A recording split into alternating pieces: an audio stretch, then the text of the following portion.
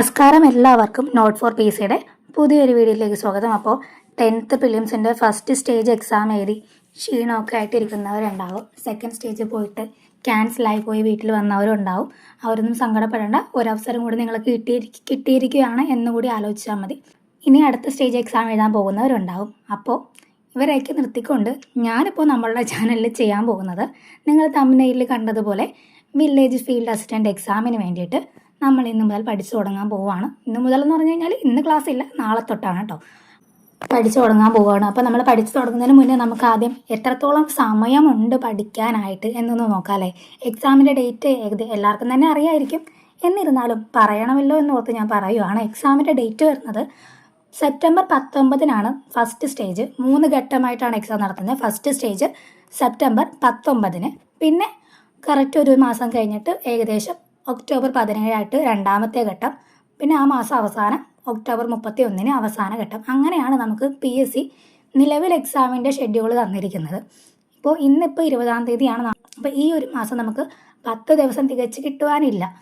പിന്നെ നമുക്കുള്ളത് അടുത്ത മാസമാണ്. അടുത്ത മാസം എന്ന് പറയുന്നത് ഓഗസ്റ്റ് ആണ്. ഓഗസ്റ്റിൽ ഓണം വരുന്നുണ്ട്. ഓണം വരുമ്പോൾ ഒരു 4-5 ദിവസം ഓണത്തിൻ്റെ തിരക്കിൽ അങ്ങ് പോകും. എത്രയൊക്കെ എന്ന് പറഞ്ഞാലും ഓണത്തിൻ്റെതായ തിരക്കുകളും കാര്യങ്ങളും എല്ലാവർക്കും തന്നെ ഉണ്ടാവും. അപ്പോൾ ഒരു 4 ദിവസം അങ്ങനെ പോയി. അപ്പോൾ വേണമെങ്കിൽ ഒരാഴ്ച കൂട്ടിക്കോ. അപ്പോൾ കുറച്ച് ദിവസം അങ്ങനെ പോയി. പിന്നെ നമുക്ക് ഫസ്റ്റ് സ്റ്റേജ് എക്സാം എഴുതുന്നവർക്ക് സെപ്റ്റംബറിൽ ഒരു 10-18 ദിവസം. അത്രയുമാണ് നമുക്കിനി പഠിക്കാനായിട്ട് നിലവിൽ നമ്മളുടെ മുന്നിലുള്ള ദിവസങ്ങൾ. ഇനി എന്താണ് നമുക്ക് വേണ്ടത്? ഇനി നമുക്ക് സിലബസ് അറിയണം. സിലബസ് ഓൾറെഡി നിങ്ങളെല്ലാവരും തന്നെ നിങ്ങളുടെ കയ്യിൽ സിലബസ് ഉണ്ടാവുമെന്ന് എനിക്കറിയാം. ഒന്നെങ്കിൽ നിങ്ങളുടെ ഫോണിൽ സിലബസ് ഡൗൺലോഡ് ചെയ്തിട്ടുണ്ടാവും, അല്ലെങ്കിൽ പ്രിൻ്റ് ഔട്ട് എടുത്ത് വെച്ചിരിക്കുന്നവരൊക്കെ ഉണ്ടാവും. അപ്പോൾ ഈ ഒരു എക്സാമിന് പ്രിലിംസ് ഇല്ല, മെയിൻസ് ആണുള്ളത്. നമ്മുടെ മാർക്ക് ഡിസ്ട്രിബ്യൂഷൻ എങ്ങനെയാണ്? 100 മാർക്കിനാണ് നമുക്കുള്ളത്. 100 മാർക്കിന് നമുക്ക് എന്തൊക്കെയാണ്? GKക്ക് 50 mark, current affairs 20, maths, English, Malayalam 30. അങ്ങനെയാണ് നമ്മുടെ മാർക്കിൻ്റെ ഡിസ്ട്രിബ്യൂഷൻ വരുന്നത്. ഇതിൽ നിങ്ങൾ മിക്ക വീഡിയോസിലും കാണുന്നവരുണ്ടാവും, നിങ്ങൾക്ക് 50 മാർക്ക് GK സബ്ജക്റ്റ് പഠിക്കുന്നതിനോടൊപ്പം തന്നെ 50 മാർക്കാണ് നമ്മളുടെ കറണ്ട് അഫയേഴ്സും മാത്സ്, ഇംഗ്ലീഷ്, മലയാളം. അപ്പോൾ അത് നിങ്ങൾ കൂടുതൽ കോൺസെൻട്രേറ്റ് ചെയ്യണം എന്ന് വിചാരിക്കുന്നവരുണ്ടാവും. അതിൻ്റെ 50 മാർക്ക് കിട്ടിയാൽ തന്നെ നിങ്ങൾ സെക്യൂർഡ് ആണ് എന്ന് വിചാരിക്കുന്നവരുണ്ടാവും. അങ്ങനെ വിചാരിച്ച് നിങ്ങൾ ഒരിക്കലും പോകരുത്. ചോദ്യകർത്താവ് ഇംഗ്ലീഷ് ഒന്ന് കുറച്ച് കടുപ്പിച്ച്, അല്ലെങ്കിൽ മാത്സിൻ്റെ 2-3 ചോദ്യങ്ങളൊന്ന് കട്ടിക്കിട്ട് കഴിഞ്ഞാൽ അവിടെ തീർന്നതേ ഉള്ളൂ.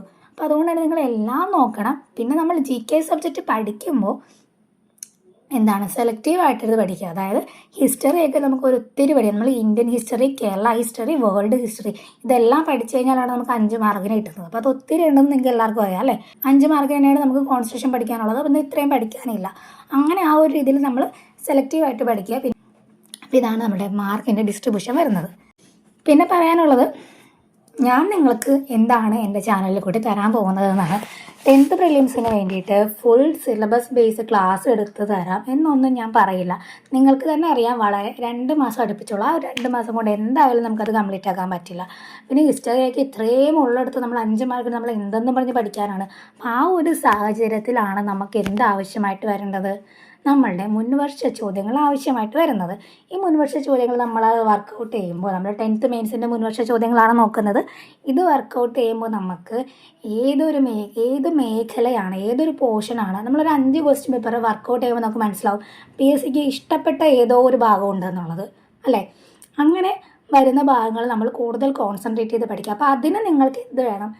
പ്രീവിയസ് ക്വസ്റ്റ്യൻ പേപ്പർ വർക്കൗട്ട് ചെയ്യണം. ആ പ്രീവിയസ് ക്വസ്റ്റ്യൻ പേപ്പർ വർക്കൗട്ട് ചെയ്യാൻ വേണ്ടിയിട്ടാണ് ഞാൻ നിങ്ങളെ മെയിനായിട്ടും സഹായിക്കാൻ വന്നിരിക്കുന്നത്. പിന്നെ പ്രീവിയസ് ഇയർ ക്വസ്റ്റ്യൻ പേപ്പർ നമ്മൾ വർക്കൗട്ട് ചെയ്യുമ്പോൾ GK ക്വസ്റ്റ്യനും കറണ്ട് അഫയേഴ്സ് മാത്രമേ ചെയ്യുന്നുള്ളൂ.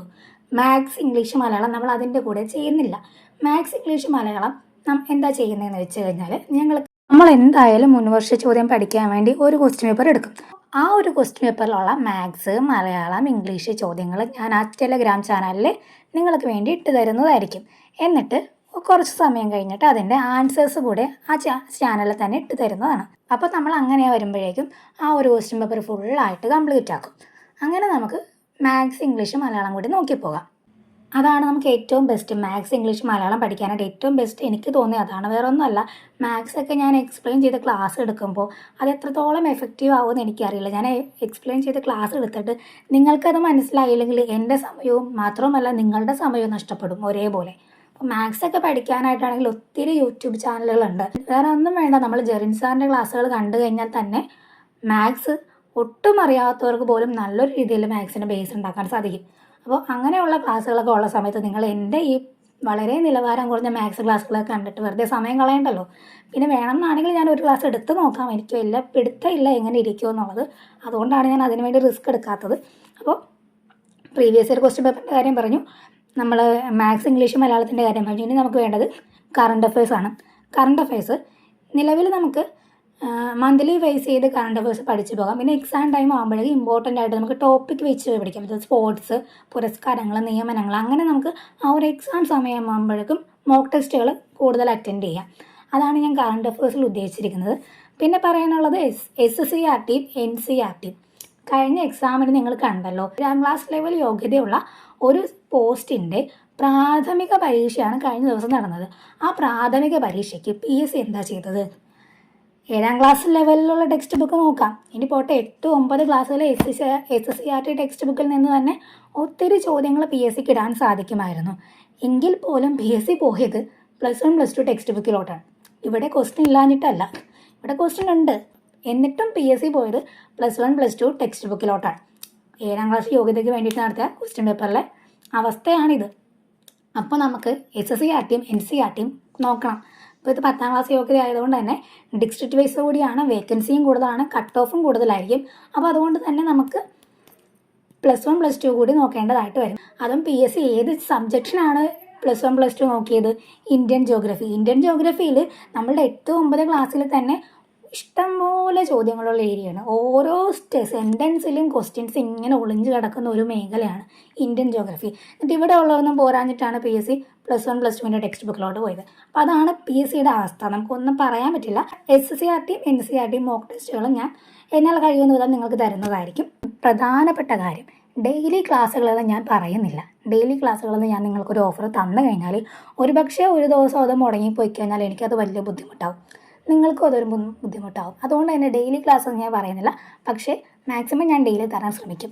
പിന്നെ ഇനിയിപ്പോൾ ഒരു ദിവസം കുറച്ച് സമയം അധികം കിട്ടിക്കഴിഞ്ഞാൽ ഒരു ദിവസം 2 ക്ലാസ് ഇടാൻ പറ്റുമെന്നാണെങ്കിൽ അങ്ങനെയും ഞാൻ ചെയ്യുന്നതാണ്. അപ്പോൾ എന്നാൽ കഴിയുന്ന വിധം നിങ്ങളെ സഹായിക്കാനാണ് ഞാൻ വന്നിരിക്കുന്നത്. നിങ്ങൾക്കിത് യൂസ്ഫുൾ ആണെങ്കിൽ നിങ്ങൾക്ക് എൻ്റെ ചാനലിലെ വീഡിയോസൊക്കെ, ഇപ്പോൾ പുതിയതായിട്ട് ആരെങ്കിലും കാണുന്നവരുണ്ടെങ്കിൽ ചാനലിലെ വീഡിയോസൊക്കെ ഒന്ന് കണ്ടു നോക്കിയിട്ട് യൂസ്ഫുൾ ആണെന്ന് തോന്നുവാണെങ്കിൽ ചാനലൊന്ന് സബ്സ്ക്രൈബ് ചെയ്ത് കാണുക. നിങ്ങൾക്ക് ഞാൻ പറഞ്ഞതിൽ എന്തെങ്കിലും സജഷനോ കാര്യങ്ങളോ ഉണ്ടെന്നാണെങ്കിൽ കമൻറ്റ് ബോക്സിൽ പറയാവുന്നതാണ്. അത്രയേ ഉള്ളൂ. നമുക്കിനി പുതിയ ക്ലാസ്സുകളൊക്കെ ആയിട്ട് നാളെ കാണാം. താങ്ക്